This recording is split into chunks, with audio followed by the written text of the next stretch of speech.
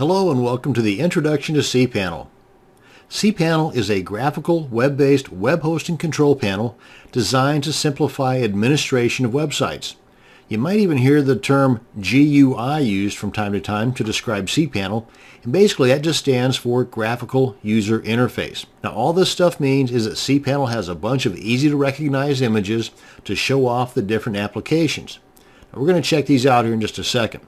Now, I'm going to guess that you already have a domain name and a web hosting account, and that web hosting account offers cPanel and not Plesk or some other type of custom control panel. Now, you can access your cPanel control panel a couple of different ways, but you're going to need to go to your browser, and in this instance, you're going to enter your domain name /cPanel, that's cPanel, and then we're going to log in with the username and password that was sent to us by our web hosting company in that first email we got when we first bought the service. Let's go ahead and do that first. Now I've got two different tabs here because these two tabs represent two different web hosting companies that I use. And that's going to demonstrate the different look or the different applications available depending upon the web hosting company you use. So in this case, we've got our domain name in there, /. Well, you'd think I've done this before. And then type in cPanel. And had I not just logged in earlier, I would have been presented with a login box. Let me go ahead and log out like this. And in this case, I would enter the username and the password that I received in that initial email from that web hosting service. Now, as you can see up here in the browser bar, we've got this little padlock and the HTTPS. That signifies that we are logged in securely. Now let's do the same thing over here, and a different way to log in is you type in the domain name in the browser bar like we've got there, and instead of a / in cPanel, we put a colon, that's the two dots, and then a number, either 2082, that's the unsecure login, or 2083, like this, and that's the secure login method. So let's try the 2082.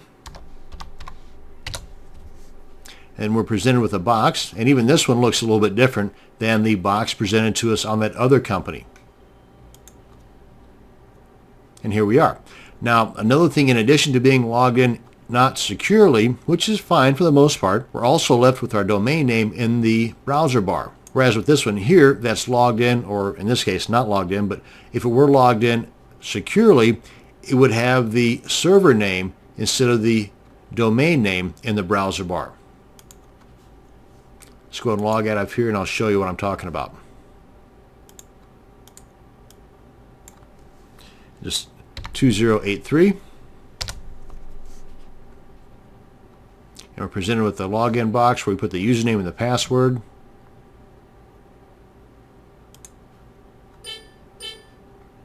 Log in. And here we are with the padlock and the HTTPS and the server name. No longer is it showing the domain name.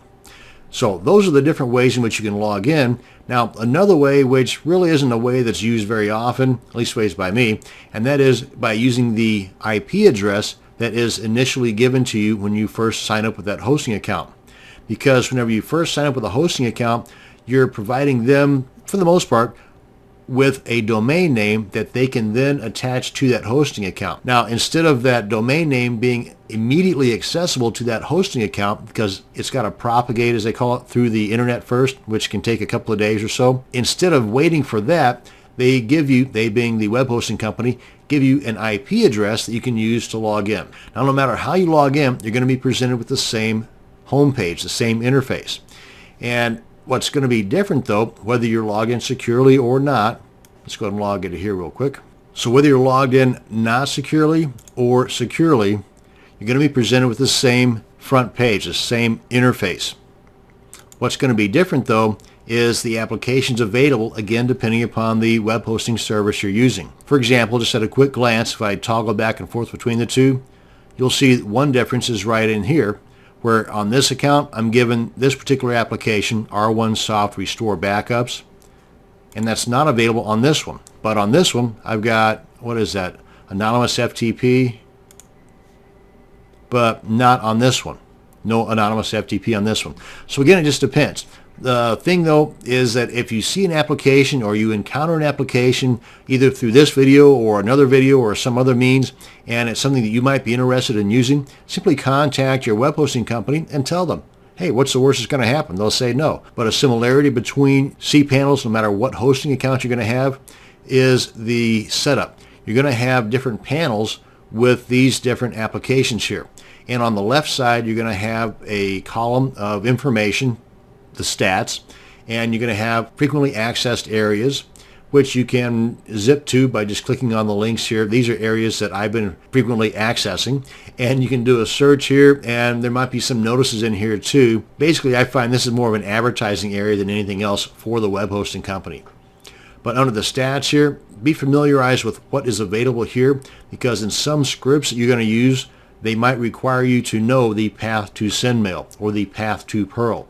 So at least ways now you know where it is. You may not have to ever know what it is, but at least now you know where it is in case you need to know. And you can collapse those stats, which is usually the case by default. Now over here under the different panels you've got, you can drag these back and forth to your own personal preference. So speaking of preferences, if you find that you never use this one, stick that puppy down at the very bottom. Put one of the more frequently accessed panels closer to the top. Again, just for convenience, just for personal taste. Totally up to you. And you can also collapse these guys just to get them out of the way, like so. And that's going to bring us to the end of this video on an introduction to cPanel. Thank you very much for watching, and you have a great day.